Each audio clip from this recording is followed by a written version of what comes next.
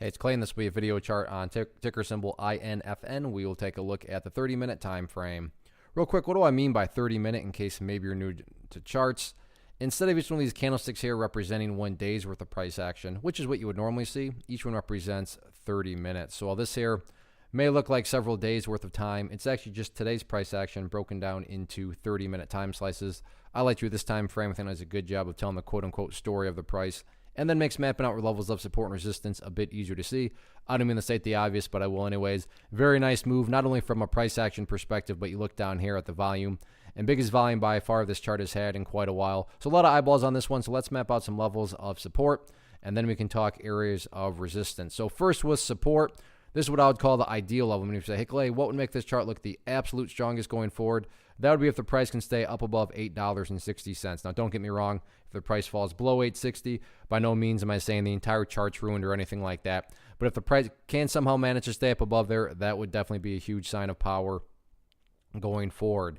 Next level of support after that would be down here at $8. So $8.60, $8, two of the nearer term levels of support. Taking a step back though and looking at the big picture of things, that is where the purple line here comes into play, which is the famous 50-period simple moving average. Keyword being moving.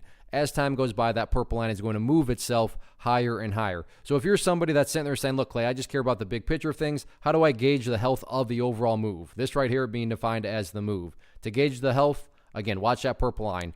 As long as the price stays above that purple line, as the line itself moves higher and higher, then the bulls are in full health, no questions asked. As far as the levels of resistance, I'm not even going to touch on that because in my opinion, at least at this point in time, top priority has nothing to do with breaking levels of resistance. Top priority is all about going through healthy consolidations and building higher bases, because as long as higher bases are being built over those longer periods of time, that's how long-term uptrends are constructed. So focus on building higher lows and then just sit back and let the chart do its thing. But no doubt about it, nice move today. It'll be interesting to see if the bulls can build upon this momentum or not.